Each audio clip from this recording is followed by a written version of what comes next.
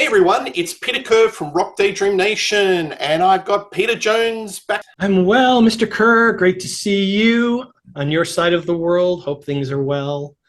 Absolutely. We're going to do a show on Quiet Riot, and we are going to focus on the third album, the multi-platinum smash Metal Health. As always, we are going to do a deep dive, but we're broadly going to talk about Quiet Riot as they are kind of forgotten in amongst the Motley Crues, the Rats, the Dockins. They're not really spoken about. So we're going to ask the question, why? Look at their legacy in respect of hard rock and metal through a 2024 prism. So, Pete, I'm going to start off the show by asking, what was your first encounter with Quiet Riot? Because this actual band formed in 1974. They went a lot further back in time than the 1983 album. Did you have any Right. encounters with this band? I was trying to put that timeline in order. So my cart and horse are the video for Metal Health or the album itself. And I believe I saw the video first. And then as soon as I was able to get to the record store, I grabbed the album. So I think it was probably on one of at first the late night MTV excursions or seeing it because I was at college, and so that's probably what triggered it, and then I got the album. Yeah, look, I think the video was the thing that was the first thing I saw at Quiet Riot, because Come On Feel the Noize was a top 10 hit over here, and Mm-hmm. it also generated a bit of sales for Metal Health, kind of a hard rock, heavy metal revival in Australia. Like Iron Maiden were in the charts. Twisted Sister, I think chronologically weren't that far behind, but there are a lot more hard rock bands being shown on MTV or the video shows of the day, and this was definitely one of them. Right. Absolutely. So just a little bit of admin regarding this album. Metal Health was their third album, 1983, signed to the Epic Record label, went to number one, and it's sort of cited, Pete, as the very first heavy metal album in America that went to number one. So that could be debatable because of Back in Black, if you regard AC/DC as a hard rock or a heavy metal band, but maybe a conversation for another day. Canada went to number 5, and UK it didn't chart. Interesting. Right. 6 platinum, and you were telling me prior to the recording of the show, 10 mil worldwide. Yeah. Massive numbers. Yeah. And interesting case study, which we will talk about later, the subsequent album, Critical Condition, came out in 84, the next year, only hit number 15, UK number 71, 1 platinum. So there was definitely a bit of a steep dive, and we'll delve into the reasons and why that happened. So the classic lineup was Kevin DeBrow, who was the singer, Carlos Cavazo, who was the lead guitarist, Rudy Sarzo on bass, and the ever great Frankie Banali. So what we'll do is we'll do a dive on the album and do a song-by-song analysis. So Metal Health, Bang Your Head in brackets. Right. What do you think about this song? Well, you know what? I'm going to say, first of all, as a umbrella for the whole record, this is a very, very strong sounding record for me. I think it's exceptionally clean. It's got a lot of low end in it. All the instrumentation is very transparent. The bass playing's great. The guitar tonality, just enough distortion. It's really, and Kevin's vocals are perfectly placed and sound really, really strong. And it's an interesting thing at the time, because there were other albums released during that period that kind of didn't have that tightness. They're a little more loose. And so we get to Metal Health, and this was a rewrite of an existing song called No More Booze from a band called Snow, which was a former band of Carlos and Tony Cavazio. So it's still in the family, but they kind of rewrote it a bit. And it's got this beautiful triplet drum intro. Nice big power chords. And we're introduced to Kevin with this very Daltrey who-like, yeah, that just kind of carries over and right into this very straightforward. And they were fans of AC/DC. This very simple bass drum on 1 and 3, snare drum on 2 and 4 from Frankie, driving eighth note bass playing. This one was actually Chuck Wright, and he has a prominent role in the band throughout their history. And it breaks down beautifully to these kind of subdued opening verses with just nice strums from Carlos, but that underneath it's got this nice driving eighth note pattern going on. Very straightforward, rocks really well. And Kevin comes in with this rich, low, kind of edgy, kind of almost talky, until all of a sudden he lets loose. You know, I'm like a razor. I'm like a laser, 6-string razor. And one of his lyrics that has been attributed him to the most, I've got a mouth like an alligator. Well, that will have a prominent role in their history as they move forward. But nice syncopation, and then this big shout-y chorus kind of rallying epic, you know, bang your head. I mean, it's just simple, right? Mental health will drive you mad. It's catchy as all get out. And then they go back, bring it down again. And what I really love is that the second half of each verse, Carlos then starts to bring in the chunk. He goes from the strumming to a nice heavy chunk, and they get just more and more energy. It builds up. It's got a lot of power, really cool syncopation. And they get to this little breakdown section where it's just quarter notes with band punches, goes into this wonderful solo. This is one of probably the only ones where I didn't care for the lead tone. I think it's a little harsh, but that's a small little nitpick. And then they break it down into just bass and drums. And Kevin brings it in with nice echoey leads from Carlos. They build it up, and some good, heavy, loud screams from Kevin. Full band, they come in, and it just energy. I think it's a really great track. It's a really strong opener, and all the elements work for me. I think it's a really strong tune, and it was really great to crank it up the last week or so again. And I was just going, man, and you said the word, forgot. I forgot how clean and heavy this really sounds, and I was really enjoying it quite a bit. Yeah, look, same. I really think the band's really having a lot of fun, and you get the sense of their exuberance that they've finally got a record deal. They're in the studio, and, you know, let's put on a show. This song is a mission statement. So the first track really sets the tone of this is who we are. It's meat and potatoes. It's got a 4/4 signature. It's fists in the air, pumping metal.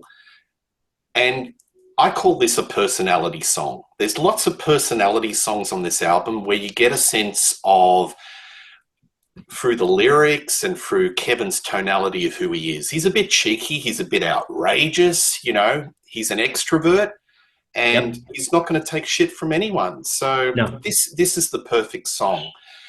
I love the lyrics. Like, it really, you get a sense of Kevin through, well, I'm frustrated, outdated, I want to be overrated, I'm a finder and I'm a keeper. That really kind of talks about the struggle of this band. Yeah. Because they were knocked back by so many record companies. They've been around for ages. They were like a stalwart on the Hollywood scene, but they just could not get that record deal, even with Randy Rhoads. Even with Randy Rhoads, right. Yeah, absolutely. And they were able to secure it, and it's like, wow, we're here, and they're just having fun. So there's a lot of personality songs, and this is a true personality song. And, I really think it plays, let's face it, a lot of the audience, and the reason why this album went to number one was like young teenagers, 13, the 12-year-olds. And, everyone knew what a headbanger was. Everyone Right. knew what Bang Your Head. So Right. mission statement, it really zeroed in on that. Well, and oddly, and it doesn't feel like it, it's the longest track on the album. Doesn't outstay its welcome. No. It finds, it feels good. A bit weird. It was the second and final top 40, and that was it. So, yeah, you would have thought that there's some other candidates that they could have had some songs that would have troubled the upper reaches of the charts, but this was the second, hit number 31, Pete, and that was it, the second and last. Anyway. Right. Okay, so here's the song that has a tall shadow over the rest of the songs in some people's views, and that is the cover of the Slade hit Come On, Feel the Noize. What are your feelings about this song? Well, this is going to probably garner the lion's share of conversation versus the rest of the tracks, and rightly so, because it really does have a seminal place. Its story and everything is important. So, if I may, we have to go and talk about the producer, Spencer Profer, who produced the record. And he was a huge fan of the Slade version and always wanted to have a band cover it, but couldn't find one. He started doing production. He produced Billy Thorpe's Children of the Sun back in 77. But in 78, he and his engineer, Larry Brown, created the Pasha Music House, which was a 2-studio recording place. And he had connections with CBS and found or met Kevin or knew Kevin in some way. That's a story I'm not familiar with. But bottom line was, he said, if you record this song, I'll let you record 3 originals for free. Now, at this point, Quiet Riot really kind of doesn't exist. Randy had gone off to Ozzy. Rudy was with Ozzy. And they get Carlos, and Rudy leaves Ozzy after Randy's passing to come back with Frankie to record this. They didn't like the song. In fact, they hated it because they wanted the album to be all written by the band. So they didn't want a cover on it. So they kind of tried to sabotage it and really not do it as well as they thought they could. I don't know what their version of sabotage is, because this thing just crushes.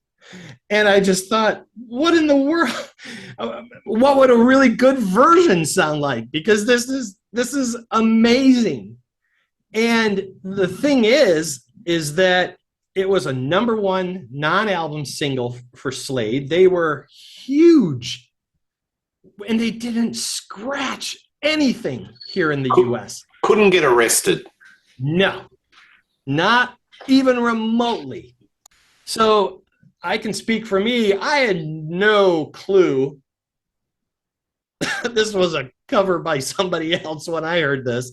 I'm just like, okay, this is just what it is. And it's just so great. And they're pretty true to it.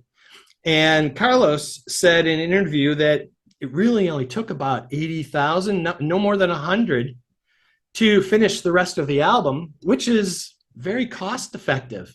That's not a lot of money.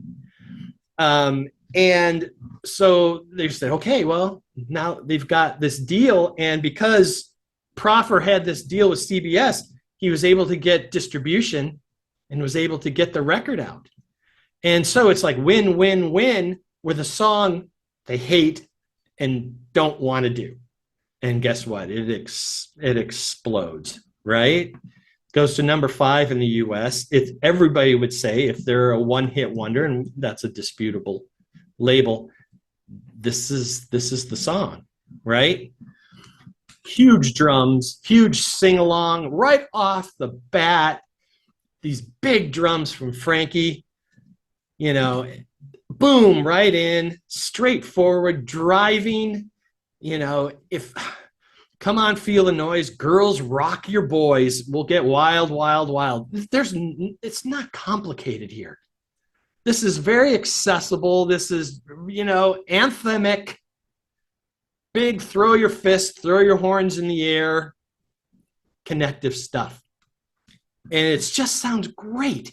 Kevin's voice is enormous on here. And one of the things that Proffer loved is that Kevin sounded a whole lot like Noddy Holder. They have a very similar tonality. And when you go back to the original, he uses a lot of the same phrasing and a lot of the ways of enunciating. And you're like, ooh, that's pretty close, but with a little more edge and a little more power and angst to it that Kevin was good at. It just builds, and it's straightforward and it rocks, and they do that beautiful. And here, unlike the first song, when they get to the solo section, wow, I really love the tone from this. The guitar sounds amazing, and it's so hummable. You can sing a lot of Carlos's solos, and this is just so nice. Big band punches and coming back in, and then they've got the break, with the intro drum, and they leave nice little spaces where Frankie can do these really cool drum fills. Girls, rock your boys, they get wild, wild, wild, wild. They do their own kind of version, and then Frankie gets this big heavy triplet, and then back into it, cymbal chokes, and man, it's just fun. They hit this great band triplet, good lead out to the end. Yeah, it's a great song, and it has always been a great song, and it was so much fun, like I said, to revisit this. And if you're going to be labeled for a song, this is not a bad way to do it, cover or not, in my opinion. So. Yeah, look, I haven't got much to add. Absolutely well said, Pete. I think this is definitely another one of those personality songs. And isn't it funny, by accident, that his Proffer has chosen a song that just fits the band so well. Yeah, it fits the larger-than-life personality of Kevin. I love his phrasing. So you think my singing's out of time. It makes me money. Right. I don't know why. I love it. Well, and I think I'm sorry. People need to be reminded how strong Kevin's voice is. Oh yeah. And sometimes you get tricked when a singer has a lot of edge or gruffness or roughness to it. We presume that he's singing in a lower range. Oh my God, no. There's no falsetto or anything going on. This guy's full chest voice, way, way up in the stratospheres here. Huge, huge voice. And he's got a great vibrato, which comes out. Yeah. It's very identifiable. Yes. It's him. Yes, absolutely. Yeah. I think it's just got so much exuberance, so much fun. I'm going to be controversial. I prefer this version than the Slade. Sorry. Oh, I do too. No, I think it is. Slade's version is very good, but Quiet Riot take it that extra notch and just make it, I don't know if it's possible, even more fun.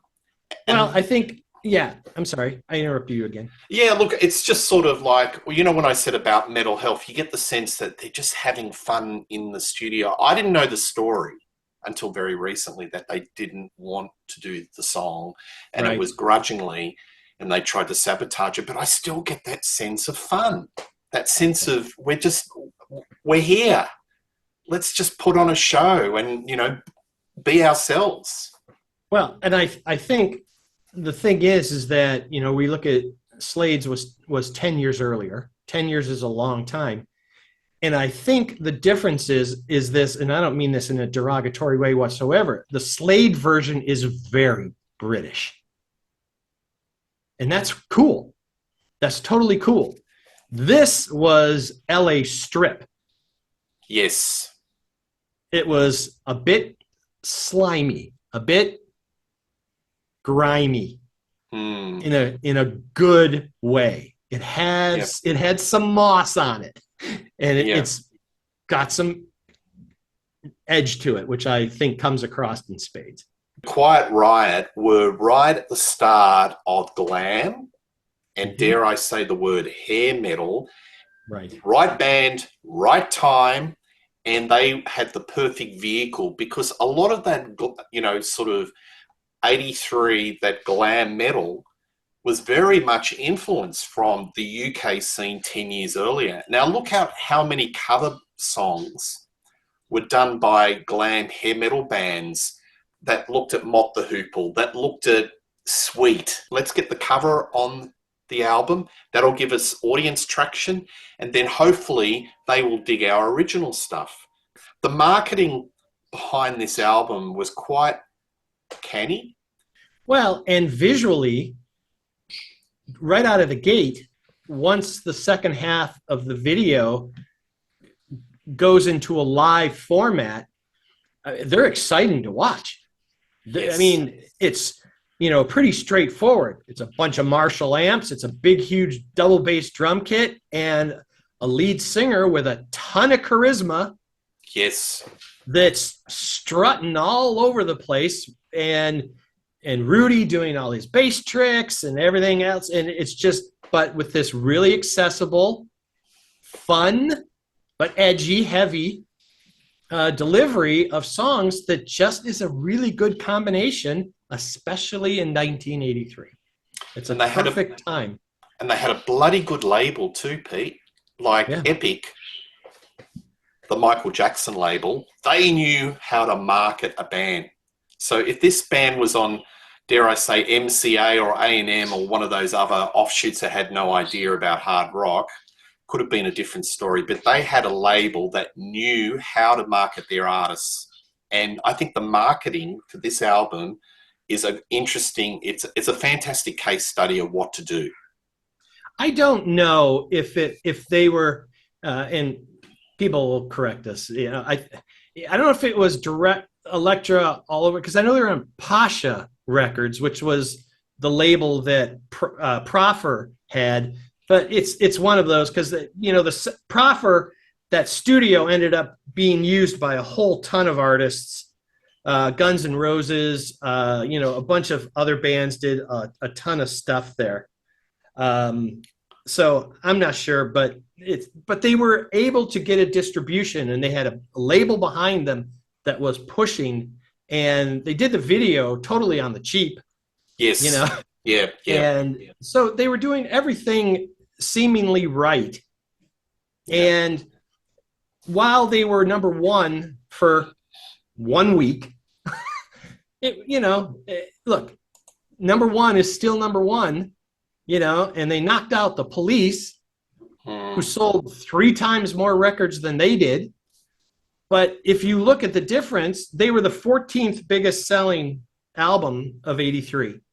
Yeah. They outsold Motley, Shout at the Devil, and Metallica's Kill 'Em All by over 2 million, and outsold Ozzy by over 3 million on Bark at the Moon. Yep. Something good was happening. I've just looked that up. They were part of the CBS family. So CBS, major label, and I just think they really knew how to market their artists. So there you go. All right, well, let's go into a couple of more songs. The next one is Don't Want to Let You Go, which is a nice change of pace. What do you think of this song? This is my favorite song on the album. I think this is so well done from top to bottom, and it is so clean, yet it's got so much depth to it. Starting out with this great clean tone that Carlos is using with these heavy, tight underneath punches. Again, Chuck Wright is on bass on this one. He and Frankie are just, oh. And then when Frankie goes into his beat, it is so Bonham-esque. It is just big, and the bass drum sounds like it's 3 feet wide. I mean, 6 feet wide. It's just huge. And when Kevin comes in, it's all about him. He's in a high range already. More words than he kind of sang on the first, he's got more lyrics than he sang on the first 2 songs combined. But it's all about him. He's carrying the melody. He's engaging. I'm totally buying into what he is singing. And I'm moving along with them. And it's just so well constructed. They get these nice breaks. They let it pause and then back into the verse. They add a little bit of keys in the background. It's not too overbearing. It's not overused.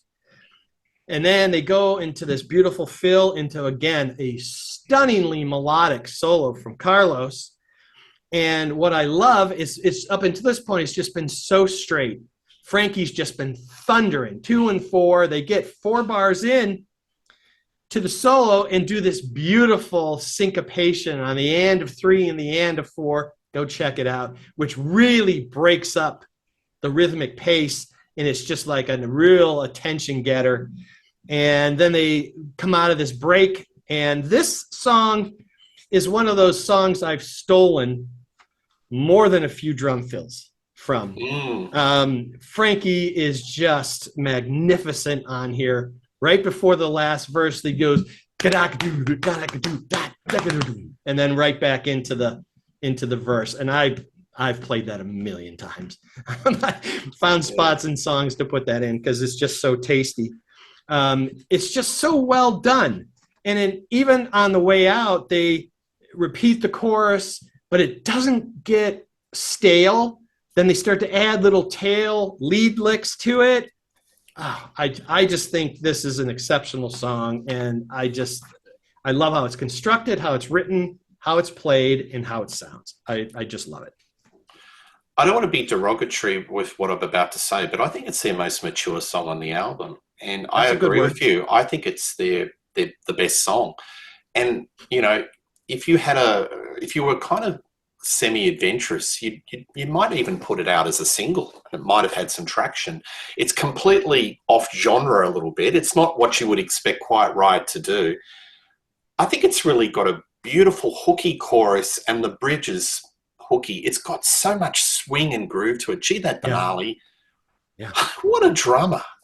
Oh, yeah. Again, he just doesn't get spoken about because he's part of a band that doesn't get spoken about. That's right. All to summarize it, folks. The bass is really up in the mix, and I was going, and then I look, Chuck Wright.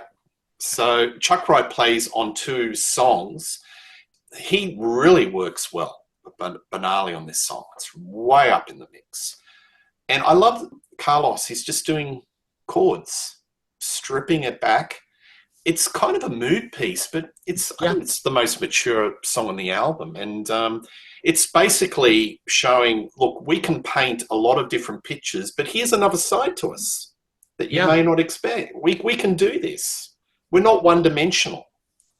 So, and one way to really deliver impact is to leave space. And this track breathes. Yes. Because there's so much room for everything to play out. They don't overplay. Yep. They don't get gimmicky. They're not afraid to leave periods of space, like I was saying. It creates tension and it creates release when it comes back in. And I think it's a very strong top to bottom vocal from Kevin, and it's really, really, really well done. Did you like the song in the day when you bought it? You liked it straight off the bat? You liked this song? Yeah. My real love for it, because here's this great dichotomy, because Carlos is playing very recessed, There's no distortion, but Frankie is thundering underneath. Heavy bass drum pattern. It's not just the quarter notes like he was doing on the early ones. This one's got a lot of eighth note syncopation punches that just drives and pushes it. So you've got this really heavy rhythm section with this lighter, more delicate guitar and Kevin's voice up in a higher range, and it just worked. It's just really, really well done. All right. Well, the next song is Slick Black Cadillac. And Pete, this is a song that predates the album, back from their club days with Randy Rhoads. I actually watched it on YouTube. Yeah, quite interesting. What do you think of this song? This one is a complete opposite of what we just heard. I mean, complete opposite. Other side of the fence, other side of the river. This is more kind of that straightforward meat and potatoes, heavy up-tempo rock and roll. It's much busier. There's way less space. It's not less driving. It's still got a lot of energy. And it's more of the kind of unison, big, thick vocals, a lot of double tracking, that kind of thing. And, it's a lot of words. Kevin's spitting out, again, a lot of lyrics. I've got a fully equipped rock and roll machine. It's speeds that take me high, high, high, Again, this is, you're not going to get any history lessons or any kind of, literature exposure, we're having a good time. We're rocking, we're partying. This is what we're doing. And that works. And the music works for it. They've got some fun little breaks. Some sound effects that are in there, and Frankie's credited with a car horn. It's in there. Excuse me, but it's a really straightforward. The guitar solo is not very long, and they pack a lot in 4 minutes. You get the impression this one's one of the longer tracks, but it's not. It's short. It's all condensed. It's crushed in. I'm sure, especially live, like you said, this one is kind of an aggressive barn burner, but very different than the 3 tracks before it. And this one is more kind of you could see this one on the strip, just kind of punching away. And you can clearly tell that this has the style that would have worked with Randy. Yeah, absolutely. And it's well done. It's a good track. I think it's their highway star, Deep Purple. And cool. Apparently Randy Rhoads, when he was interviewed, said that his kind of influences were the English rock guitarists of the late 60s and early 70s. So maybe he's been inspired by Blackers, Right. But watching the footage on YouTube, and folks, check it out. There's some really good footage, the Whiskey A Go-Go, Quiet Riot. It's fascinating to see these old clips that pop up. Where have they been? In somebody's attic, cleaned up, digitally transferred, but it's a great document. And he was on fire and the crowd was going wild. It's a real head scratch why they didn't get signed. But I love the a cappella start where they just sing, the words, and then it just boom, straight into it. I was waiting for you to say about the drum fills of Frankie Banali. I think this is one of his best drumming performances on the whole album. He's really driving away hard here, and he's such a great player. He's so tasty. He knows when to add something, when not to add something. And they even have the what we would call the obligatory pop modulation. They modulate at the end, right? That's what you do in a pop song. You recapitulate the chorus and change keys, but it works. Do you think he's a little bit Keith Moon on this with the drum fills, a little bit of surf rock? I don't know. picked up a little bit. He's of course, he you said Keith Moon, he does the real me with Wasp, right? And if you were to categorize him, he's definitely in that Bonham school. John was his favorite drummer. Not surprising. That once they got out of their early phase, and maybe because they didn't have roadies at the later part of their career to carry as much crap, he had a smaller kit, which he had a lot of Ludwig drums that he loved that were all set up in the same sizes and configurations as Bonham, and played Paiste cymbals and for a while, and then went to Sabian. But yeah, he's a John kind of guy. He plays from the foundation, very good foot, very solid, and he swings, makes these all work. Well, I love seeing his kit in some of those clips, the later clips. Wow, I've got a budget. I can buy stuff now. Yeah, some of that black and white striped pearl kits and everything with the big gong, and he's got an octobon. He's got all the, he's got everything in there. Yeah. Hey, mate, I've got to ask you, did you ever see Quiet Riot? I would have. I had tickets. I was going to go see Whitesnake in '84. Yes. At Springfield in Illinois. It was probably less than an hour or so from my college. And Quiet Riot was the opening band. Right. And we got there, and that's when the sign was up, of course, before internet and everything else, that David Coverdale had an abscessed tooth and that Whitesnake had canceled, and they were being replaced by Grim Reaper. And I looked at my friend and said, "Do you want to stay?" And we said no, and we never saw Quiet Riot after that. Okay. That was my shot. Yeah. Little regret not seeing Quiet Riot? Yeah, I mean, I think, it's interesting because I may be guilty of the very thing that we're kind of talking about. I listened to the album a ton. Oh, are they that great? Are they not that great? I'm like, idiot. Idiot. I've done that. There's been some, Anyway. I probably dismissed them way too out of hand, and that was a mistake. Yeah, well, that's what we're trying to do with this show. Just maybe, adjust folks' views a little bit, because they need to be recognized, because this is a really strong album. Now, this next one, Love's a Bitch. So this is track 5. What do you think of this song? I've always loved this track. I like that they've slowed down, and it feels extra heavy next to the track prior, which was, its Tail on Fire. This is a dark and thundery kind of track.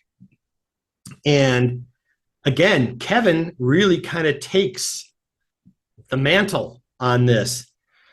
His O's right from the very, very beginning. There's not a lot of singers who can do that. Not only from range, but have that kind of power. And I love how they've been building moods, both in dynamics and instrumentation throughout these songs, because it kind of starts out kind of misty. It's not really in yet, and all of a sudden you get this build after that first verse, and then it's game on. And now it's all thundery, kind of, early AC/DC, bam, bam, bam. And the choruses, again, are very straightforward. Love's a bitch, baby. Love's a bitch. Yeah, it's crazy. Love's a bitch, baby. It's like, there, that's it. It's not overly prose or but it works because he's got some aggressiveness and some anger and some bitterness, like a cat with diamond eyes. This is a great line. Love's power, it can hypnotize. And you want to talk about drum fills, Frankie's doing some serious cool shit And this one, bam, just a super. And then, like Tommy Lee does, he'd do a quick cymbal choke to cut it off. Oh, there's all kinds of gems going back here. Drown me in more than twice. She'll make you think that it's overnight. This is a cautionary tale that I'm getting hooked. Beware. Watch it. Love's a bitch. It can be great, it can be crazy, but it can bite you in the ass. And, it's really cool. And the solo section is kind of thundery underneath, a really cool solo. I like that during sections, they kind of double time it underneath. And I think this is a really cool tune. It's just very heavy and aggressive. And they've really, so far, laid out a very diverse set of songs. Yes. All of these have a different style, a different feel, and they all work together to be a unified album. But I love the variety, and I love how they change from one to the next. That you're just not going, okay. Yeah, it's not even remotely overly repetitive in that way, which I think is cool. Yeah. Well, a couple of things I want to spotlight on this song is that Kevin shows off his vibrato. He's got this wonderful vibrato, and he uses it so well. And Carlos does this really thoughtful, tasty, melodic guitar solo. Great tone. I think the song is okay, but I think with the elements of Kevin's vocals and Carlos's guitar work, lifts it. Carlos, another great player that doesn't get spoken about. I mean, Kevin and Carlos were both selected to be on Hearing Aid. They're on Stars. So clearly, Ronnie, at a minimum, thought that they were valuable and their contributions are strong. And it is a little funny to watch Ronnie stand next to Kevin because it looks like Charlie the Green Giant and the Midget Man because they're like this far away from each other. But when you hear Kevin's whole, the parts that, he does before they edit it down, he sounded great. He easily fit in with the Tate and Halford and Bloom and Ronnie. He easily fit in with them and could easily stand toe-to-toe as a singer at that time. He was really very good. And Carlos's solos are very entertaining. Yeah, well, again, he's one of the heroes, I think, when they speak about Van Halen, they speak about Lynch, they speak about Warren DeMartini, they don't really talk about Carlos. No. I think you need to talk to him about him in the same conversation. He's one of those pioneers that shaped the sounds of metal, glam metal. Breathless. What do you think this song sounds like? Well, this is really the one of the up-tempo burners here. This is just right off the shot. You get this really aggressive galloping bass playing underneath from Rudy. And like some of the other songs, especially the one previous and the opening to Metal Health, it's Kevin. I mean, oh my God, he's wailing on it with this great dual lead that comes in right before the verse, and then it's just fire away.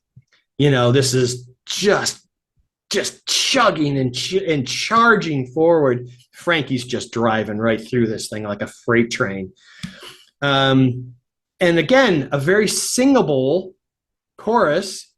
You leave me breathless. I mean, it's just, you got me helpless. And it's just very simple.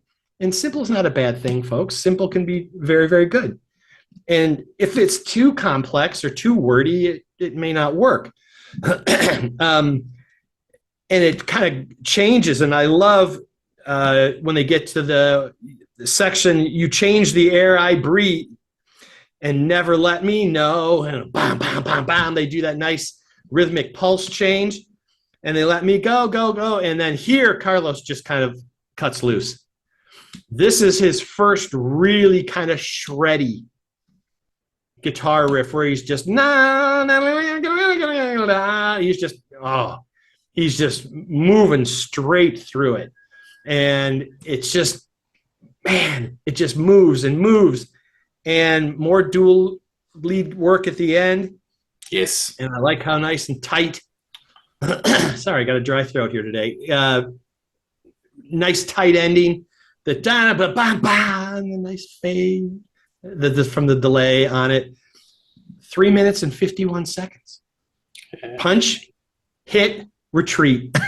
It works great. I'd be interested to see how many takes they did of these songs. I have a feeling they wouldn't have done many. And Spencer does a really good job, with the separation of the instruments, but it just doesn't feel like it's over processed. Because, a lot of those 80s albums, you can tell they've just had a lot of tinkering and a lot of work. It sounds like the basic tracks at a minimum were definitely recorded live. Yeah. Where they can see each other and they can interact and do those kinds of things. And then just whatever vocal and guitar solo overdubs they need to do. Maybe 5 tops, 5. Yeah. And it's got that feel. So, Pete, Hard Loving Man, Deep Purple, can you hear it? Galloping? Dun, dun, dun, dun, dun, dun, dun, dun. A little bit. Yeah, at the start. I think this is one of their most classic 1970s sounding hard rock songs. This is really showing the influences of them. Yeah, and it does. And Frankie is doing something I think it's very tasteful. He could have, and it would make sense to rhythmically, to kind of add a very complex bass drum part or a drum part to it, but he kind of gets out of the way and kind of stays over on the top of it and just gives it kind of a, an eighth note kind of push against this gallop underneath. And I think it allowed Rudy to have some room. And again, the bass is so clean audibly. You can really hear what they're doing. Nothing's buried. And, I think it's a good example of just a little bit of restraint from Frankie. And I think it makes the track work. And I think that's a good choice. Yeah. And I love the double tracking of the guitars, the harmonizing. So, I think this is, out of all the tracks on the album, this is the most classic 1970s sounding. And it works fine with a little bit of a 1980s edge to it. So, all right. So we go to number 7, which is Run for Cover. This is a high energy song, Pete. What do you think of this one? This one was one of probably the first track that I sat down, put the needle on, and said, "Well, let's give this one a go, and let's run through this." Where I was saying on the other track, Frankie may be a little more reserved. Well, I can throw that out the window because Frankie is just driving double bass mayhem on this, and I love the energy on this track. Holy smokes. And you better get yourself running. I got a hurricane coming. No warning, surprise.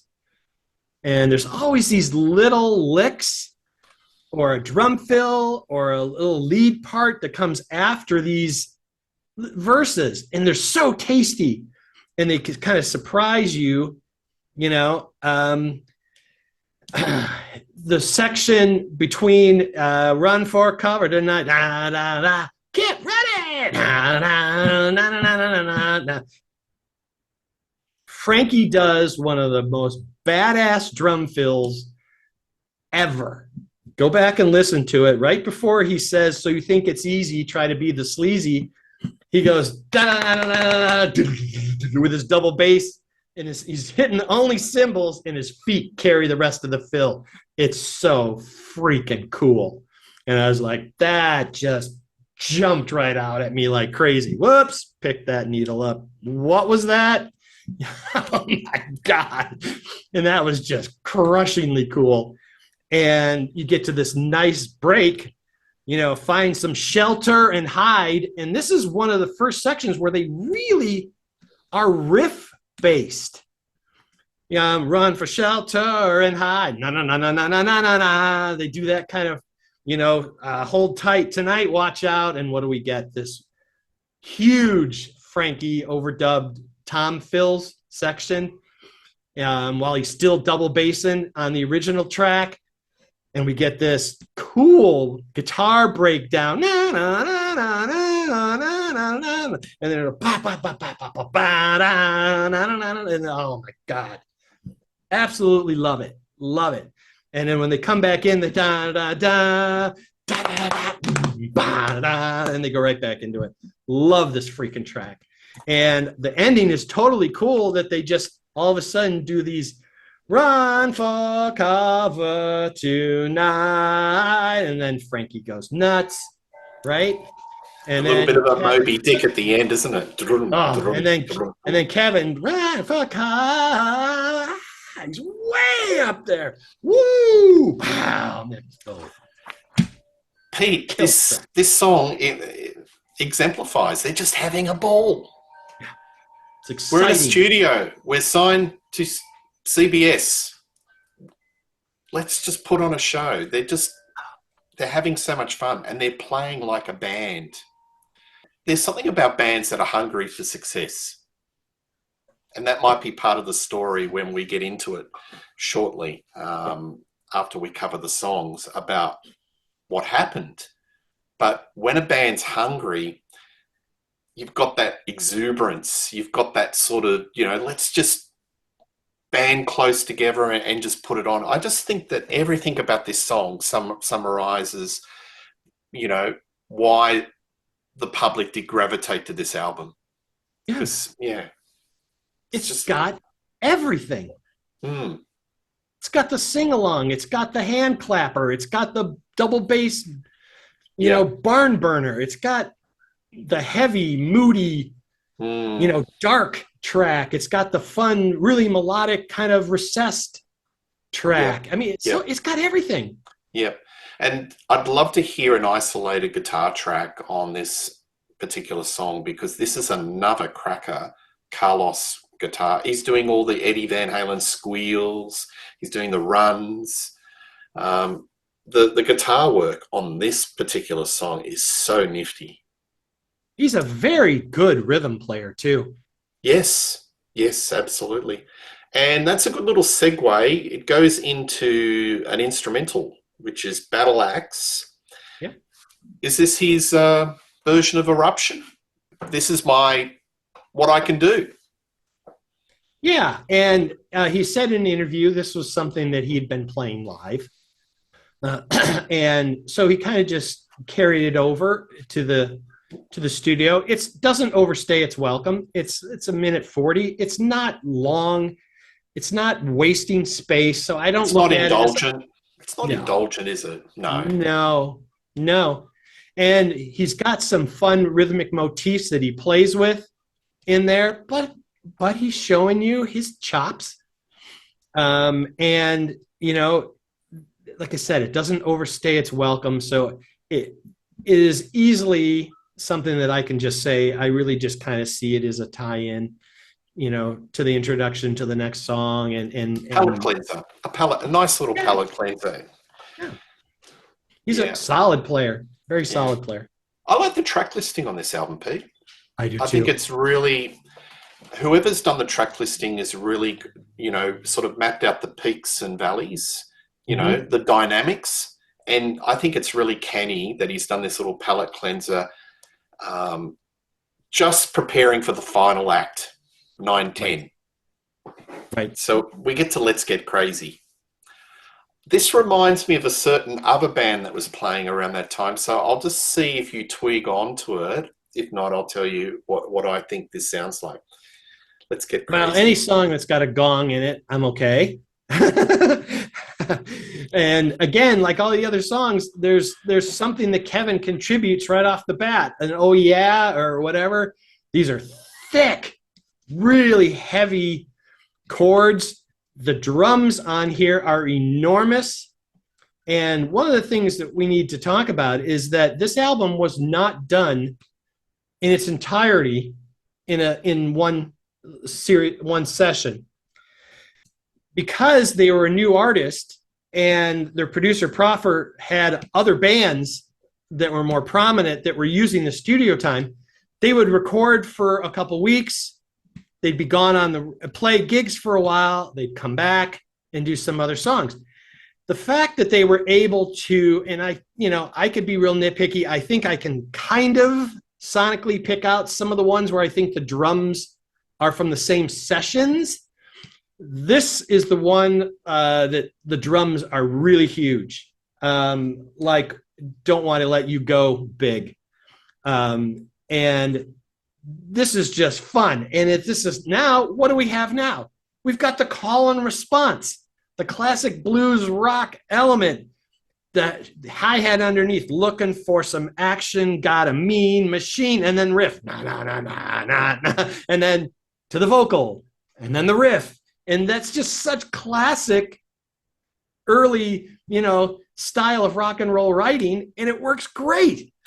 And thick choruses, again, get down, let's get crazy, And in some ways, I said, this is almost kind of more Ozzy sounding than Ozzy. This clearly could have been something around Blizzard, at least song-wise, the way I hear it. There's some great mood changes from Frankie. He doubles up some really cool hi-hat bass drum patterns underneath.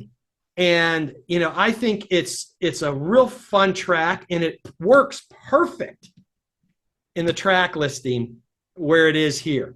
I don't think I wanted to hear this one earlier.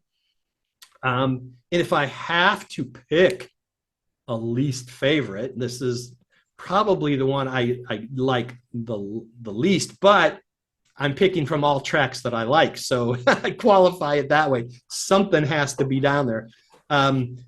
Strong vocals, great playing. It's heavy, it's powerful, and it's another stylistic change, and it doesn't wear out its welcome. Like, oh, I've heard this before. Yeah. I hadn't. And I appreciate it for that. Yeah. So take away the vocals. Listening to this sonically, it reminded me of Dio. I can imagine the Dio could have done this song. Gotcha. It kind of has that slightly plodding, rhythmic feel to it. I could imagine that they could easily fit into playing this song, but that's just me. You said Ozzy, I said Dio, so we hear different things, but yeah. All right, so then it goes to the last track, which is a wonderful change of pace. It's got kind of got a swell of emotion. It's like, this sounds to me the most likely and logical song that would close the album. Thunderbird. Yes. What do you think of this song?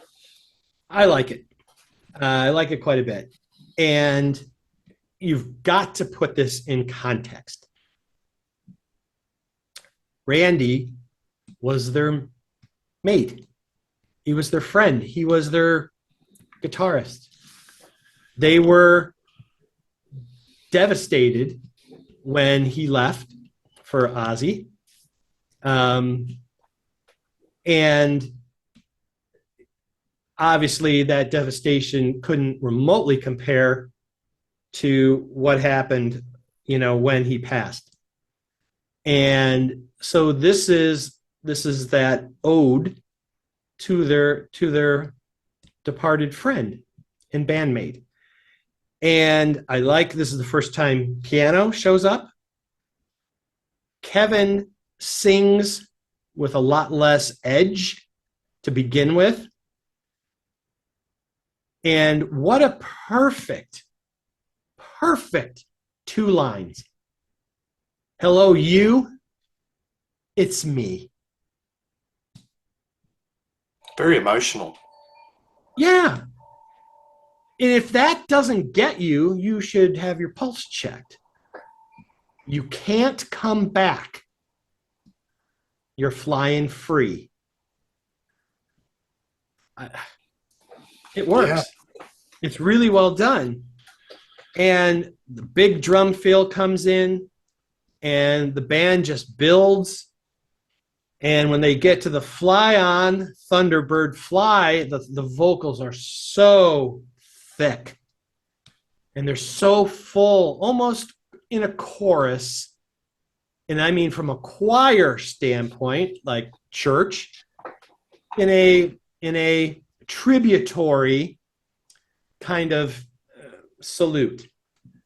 And it just works. Kevin's vocals are very emotive and they're very strong.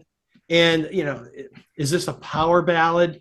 I don't know. Does it matter?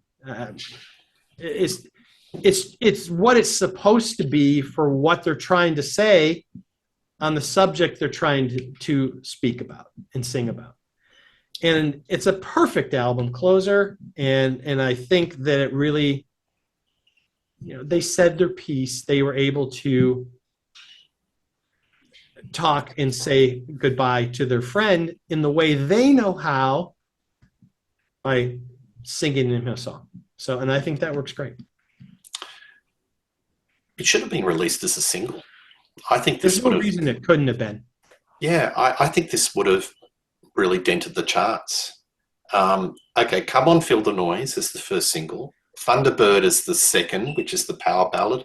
And then you can do Metal Hell for one of those fast pace. I think this is a missed opportunity. This sounds to me like Queen. Sail Away, Sweet Sister. It's got that sweep. It's very emotional. I like how it swells into the chorus. And yeah, DeBrouwer's vocals show a different side to him. He's actually crooning. He's showing his real voice.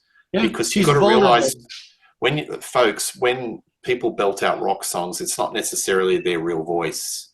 Right. They push it into different pitch and play sometimes different characters. Right. This sounds to me like this is the real voice of Kevin DeBrouwer, and it's mighty fine. Yeah, and especially the way it starts. And he does, bring up the intensity and brings up the volume.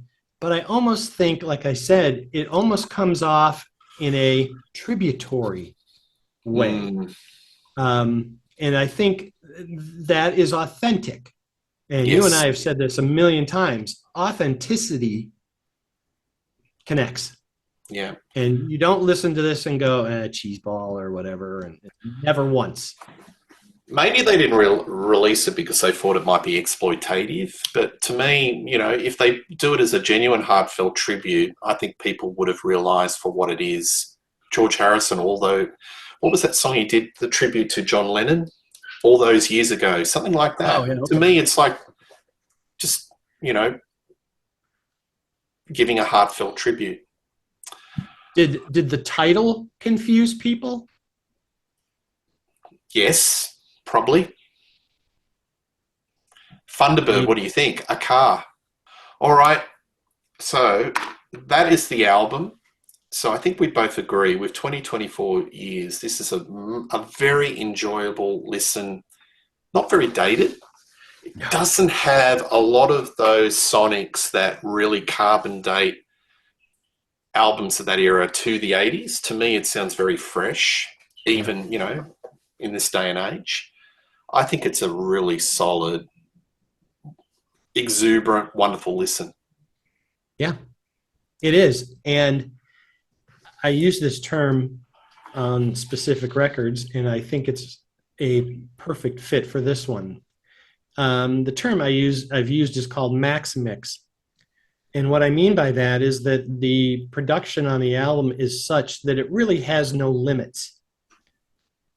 You can play this as loud as your system will allow you to play, and the integrity and the sonics of the album stay perfectly in place.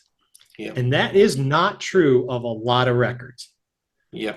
And this one just stays tight as can be.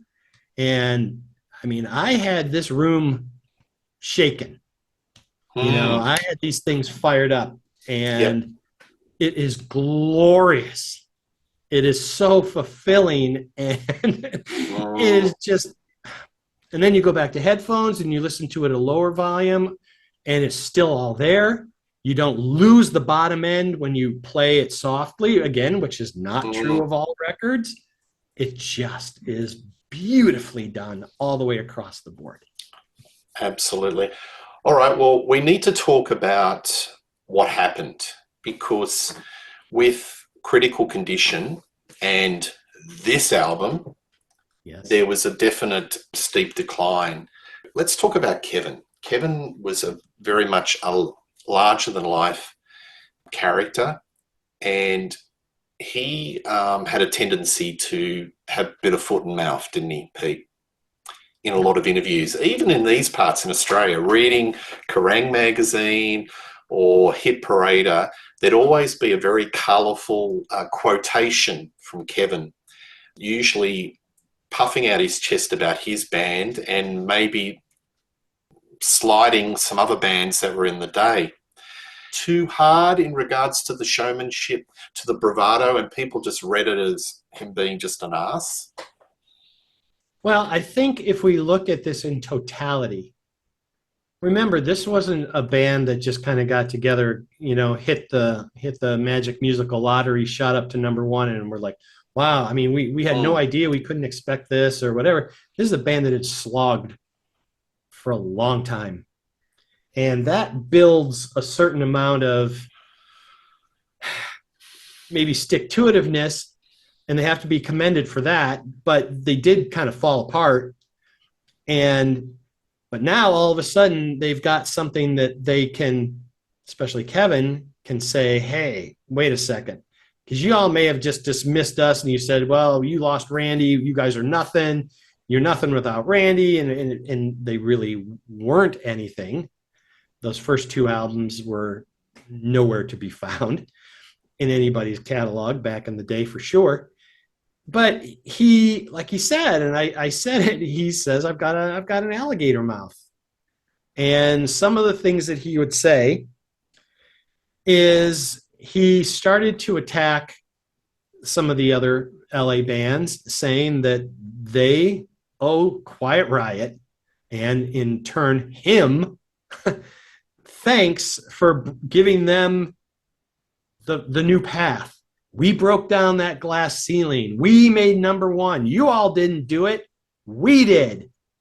You have us as the opening band at the US Festival. We're not the headliners. We're not the. But whose album after that shot to number one? It was Quiet Riot's. And it's interesting. He also has said, he made the quote that Ozzy sings like a frog. Okay, he's entitled to his opinion, but it's Ozzy. He compared Quiet Riot to the Beatles, which kind of gets you in trouble. That's a death knell, if anything. And look, even the guys in the band would tell you that he was somebody that you almost kind of had to rein in. He really was kind of the man in the mask. A little bit out of control, a little bit rebellious, a little bit, and we never know, and we certainly couldn't be prepared to know what fame does to somebody. And remember, this happened all after Randy's passing. So, he's like, well, okay, here I am. Now I'm going to hold on to it. And I'm going to strut my stuff. And yeah. And the interesting thing is you're talking about Condition Critical, Mama, We're All Crazy Now, of course, is the second Slade hit. And not as good in my opinion. That doesn't come and the irony is that it was also recorded during the Mental Health session. They were recorded at the same time. They picked the right one, Pete. Held over for Condition Critical.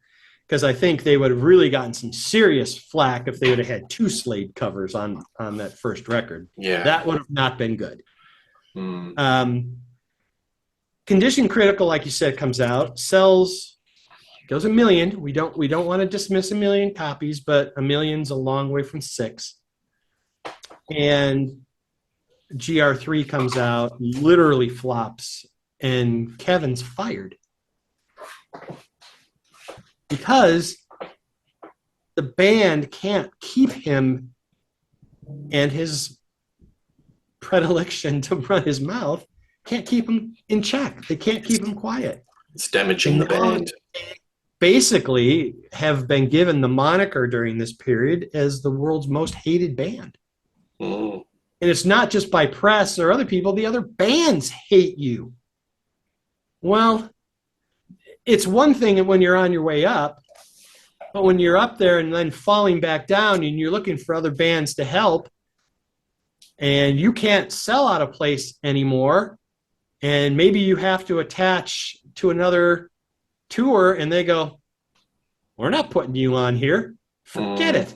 Yeah. Wow. Yeah. So, I mean, he had a lot of bravado, and maybe he thought that was the bravado would work in their favor, but it did the opposite. Talking yourself up, and I'm the biggest, baddest person in town, but it did the reverse. It basically shot them in the foot, and you kind of got a vibe that he was just an ass. On the basis, that was the narrative, just reading the press, because all us fans, would read the magazines, and there was this common narrative that Quiet Riot had problems. Right. Yeah. And, later in life, Frankie, and it was in, sadly, well, it was November 26, 2007, when Frankie was told by his friend Glenn Hughes that Kevin had passed. And,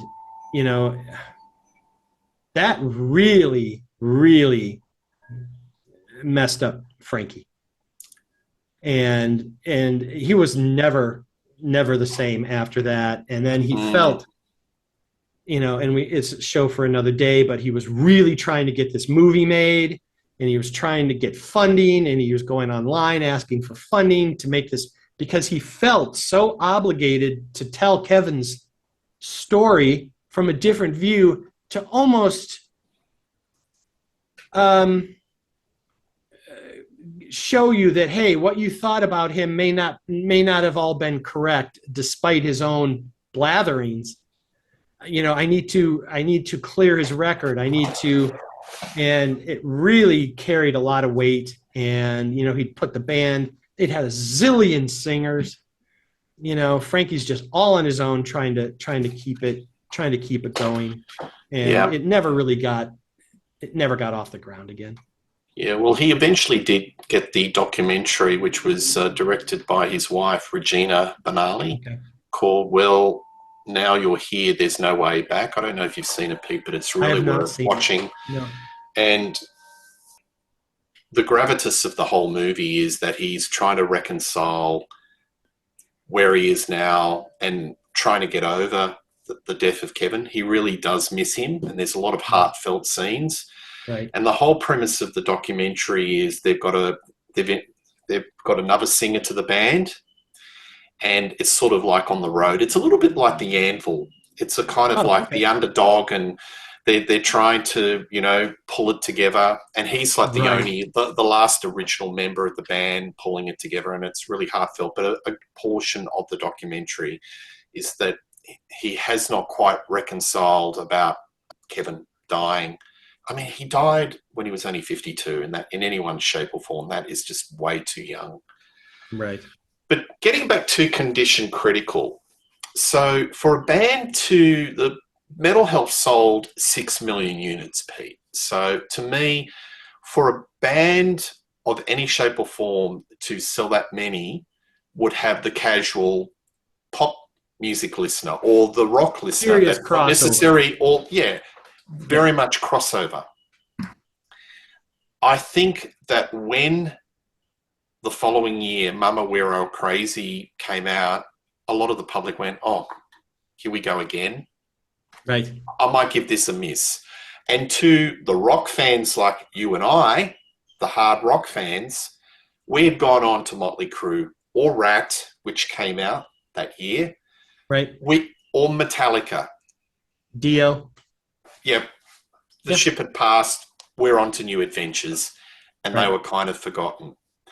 And the irony is that when Kevin did pass away, a lot of the tributes from Nikki Sixx, from a lot of the folk in the day that were the scorn of Kevin DeBrow did acknowledge, Kevin went too soon. You were a trailblazer. They acknowledge that, but it's just the way he put the message out, because it was like dissing. Right. And I think that, you don't diss people in the rock world. That's not the thing. And that wasn't, I think that was just a bad miscalculation. Yeah. And all the competitiveness, and there's a million examples of that LA scene, hanging the flyers, and, you just staple over the other bands. You didn't get anywhere by disrespecting the other bands. You just didn't. And that's kind of a no-no. It's that unwritten law. And, and I think there was also some resentment from Frankie that, like, hey, this was our shot. We're here. Let's not blow this. And what happens? It implodes. So I think Critical Condition, the Slade cover, I think in retrospect that they should have just done one of their originals. But because I think people's perception was, here we go again. And the less that you can say about this album, the better. I played it again last night, Pete, and seriously, there's no hooks. There's a lot of synth. It's kind of terrible. It's not a very good album. And you look at the image of the band. Now, Kevin's remarkably had, he's got a nice patch of hair now. Right. They've really sort of glammed up. Instead of being the leaders, they're the followers. And by that album, they're trying to grapple and we've got to claim some lost mileage here, folks. Right. And then it was just too late. Have you heard this album or got it? Not in a very, very long time. It's a tough listen, but it's sort of really, it doesn't have any of the Quiet Riot that we've been talking about mental health, even classic rock. Even listening to Critical Condition, it just doesn't sonically have the same impact. It just is different. And we're not talking a long period of time. It's not like a band took 3 or 4 years off and then all of a sudden dropped from 6 million to 1. It was less than a year. Yep. I can't think of any other band. And look, we even saw, once it started to decline, we saw Rat's numbers almost go in half. They would drop by 50% each album, even though the perception as us fans, from Cellar to Invasion, and that the albums were equally as strong, or if not getting better, the sales just kept dropping for them too. And their reign at that wasn't that long either. And it's just the way things were going back then. And, you look at the bands, and we were talking about this, 1983, Lionel Richie sold 20 million. The Police sold 20 million. Culture Club, Cyndi Lauper sold 16. You've got Def Leppard, Pyromania, over 12 million here in the U.S. But they're in ZZ Top at 14 million. So at the time, wow, number 14 amongst all of these pop bands, pretty impressive. And maybe the bigger question, and not to be answered today, is just something to mull over. How did it get to number 1 in the first place? How does it even get there? What happens? because all they do is play the like you can't tell me a performance at the US Festival. I mean, I've seen the performance a zillion times. Mm. It's good, but how does that all of a sudden put an album into number one less than what? How many months later? You know, I'm like, I don't know how that happens. Come On Feel the Noize had crossover appeal. I think it's a song that the average rock or pop listener could handle. I think Yeah, the pop listener palette would still listen to a little bit of rock, you know. The pop listener does like AC/DC, and I just think it just right. had enough on the right edge of being acceptable to the masses, and that's why it became a hit. So I think it's all wrapped around that song. Does And Kevin does Kevin have one of those love it or hate it voices? I don't know. I don't. Is there any I middle don't. ground? I'm not objective enough because I like it. I can't. I'm the worst person, and I wouldn't ask you either. I'd have to ask somebody. I don't think it's offensive. Look, I think he's got that classic noddy vocal, which, you know, there's a few rock vocalists of that era that share that leather lung type tonality. Blackie Lawless Right. is another one that comes to mind. But yeah, look, I think they just had enough crossover. So a lot of folks who liked the song, they bought the album, and maybe the general pop listener that bought all those albums probably didn't dig the rock, and they just put it into their cabinet and that was it. And they didn't go into the next album. And Right. when they did the next Slade cover for the next album, it just wasn't enough. But Pete, I'll put you a couple of questions here. In our circle, we talk about a pool of bands quite regularly through the Contrarians. You know, we talk about Dokken, we talk about Motley, we talk about Rat, a lot of those bands in the 80s. We never talk about Quiet Riot. They No. have been forgotten. Why?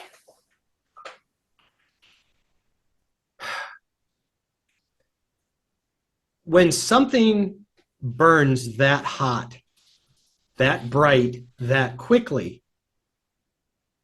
convention will tell you that that also means that it's going to have an extremely short life.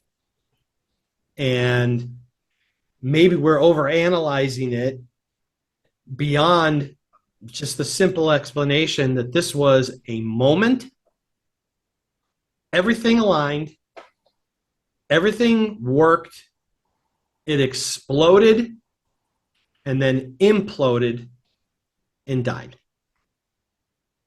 Mm. Yeah, there's no other explanation because, you know, all of these players in this band were fine musicians, Yep. world class, but they're Yes. not spoken about. It's a real mystery.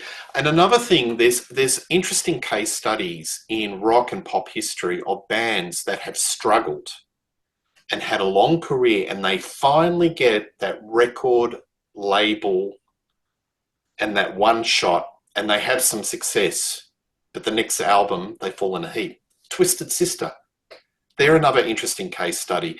They struggled. They were the biggest New York band unsigned. They'd sold out, you know, 10,000 seaters in that New York area. They struggled. They struggled. They finally had some success with Stay Hungry. The next album died. The Knack, different genre. You look at the folks in that band, they've been around the traps for a while. They had that lightning in a bottle moment with their first album, and then 6 months, it's over. There's so many case studies of bands that have been around for a long time. They have that one shot, they've got major record label success, and then the next album. Enough's Enough was like that. They were right there. And then you blow up, the story is you blow a press conference with the record label people, and it's over. Yeah. Here's another question for you, Pete. Sure. Randy Rhoads, what if he didn't go to Aussie and he stayed in Quiet Riot? Do you think they would have eventually made it? And do you think they would have made an album eventually that would have sounded like Metal Health? With Randy? Yes. No. No. I think, and it's hard to look back and not see it through rose-colored glasses. Randy had to become the Randy with Ozzy that we talk about.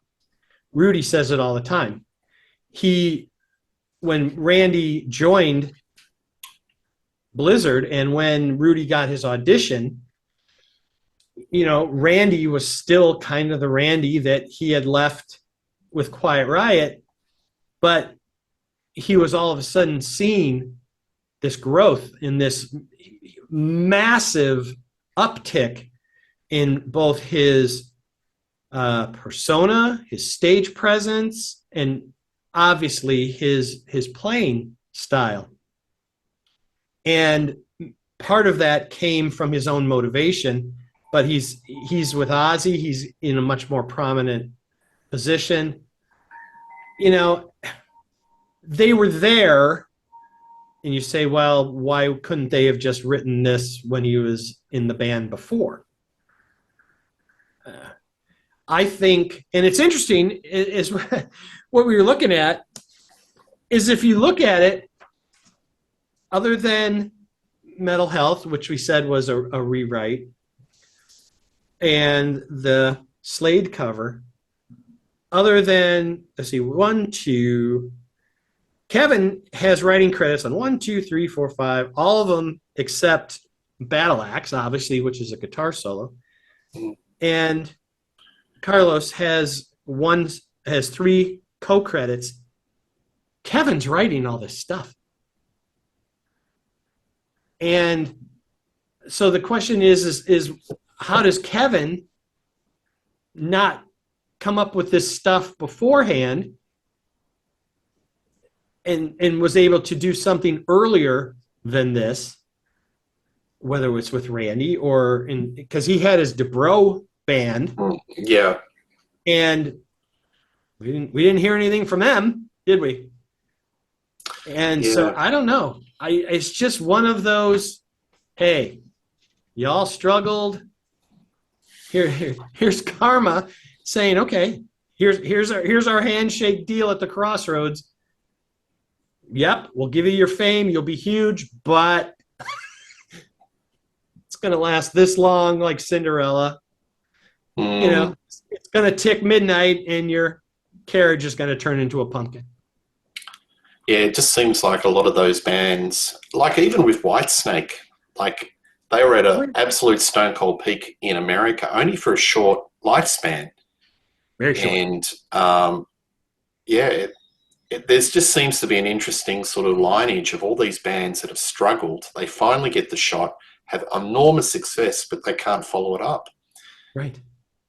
I think with Randy, they would have been signed eventually because there was so much happening around 82, 83. Def Leppard was way up there. Van Halen was major. And a lot of the record companies were looking at England, as you normally do, and seeing that there was a lot of commercial success with the meat and potatoes rock of the new wave of British heavy metal. Motorhead, #1 in the charts. Saxon, top 5. Iron Maiden. So, those bands weren't going to work in America because they were very sort of meat and potatoes, and American audiences didn't sort of gravitate to that. They like a little bit more pizzazz. I think Quiet Riot inevitably would have been signed with Randy, but whether it would have sounded like Metal Health, I'm not so sure. But Randy anecdotally has provided in interviews that he was a fan of British rock in the early 70s. So who knows? He may have pulled out a sweet cover or something along those lines. Well, I also think it's important to say, and if we're talking about Leopard and we're talking about 83, they went through all kinds of post issues. Hysteria is nowhere near compositionally and musically what Pyromania was. Totally different focused artist, which is why in the super, super rare occasion, a band is gone for years, comes back after a mega album and goes even bigger. Unheard of. Motley never did Shout at the Devil again. No. They changed. And that's the interesting thing. And you said it, I think, rightly so. We get another Quiet Riot album. Like, okay. Boom. Another Slade cover. And you're like, what? What? Yep. Van Halen did it. They put out the covers. Yep. And somehow for them, it worked. If Quiet Riot did an album like the Rat first album, then maybe they could have continued. Right. But they just repeated. So I think this is probably another interesting show idea that we should pursue. Bands that repeat the same idea doesn't work, does it? Unless you're AC/DC. It's the only band. Look, I'm telling you, it's the only band that it worked for. Yeah, but even in the 80s, they tried, Back in Black Part 2, for those who are about to rock, We Salute You, that was a dip. It went to number 1, but ultimate sales, it plateaued. Well, you hit a ceiling. There's only one direction to go, Peter. Sorry. It's a super strong record. Yeah. And if people haven't heard it in a while and have forgotten about it, man, go put it on. Absolutely. I just had a smile on my face, and I'm sure you had the same thing. It was just bringing back all these memories, and it just sounds so damn fresh. So, Metal Health, check it out. Pete Jones, as always, wonderful conversation with you. This topic has gone in many different tangents, and you can see Pete on the Contrarians. Actually, just put Pete Jones in your YouTube search engine, and you'll find plenty of shows he's been on. And we have been doing a continuing series on Deep Purple, and there's many other topics that we will do on Rock Daydream Nation. Tell us what you think of Quiet Riot. Do you think they've been undeservedly forgotten? Your favourite song, favourite album? Please like and subscribe to Rock Daydream Nation. But one thing's for sure, you'll see me and Pete on a show coming soon in 2024. Cheers.